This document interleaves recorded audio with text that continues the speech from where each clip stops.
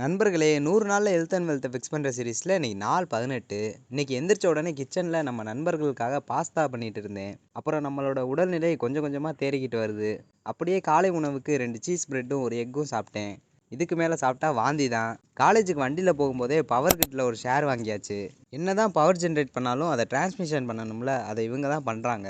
Government banking sector plus dividend ஈல்டும் நல்லா இருந்துச்சு. வேல்யூவேஷனும் பார்க்க நல்லா இருந்துச்சு.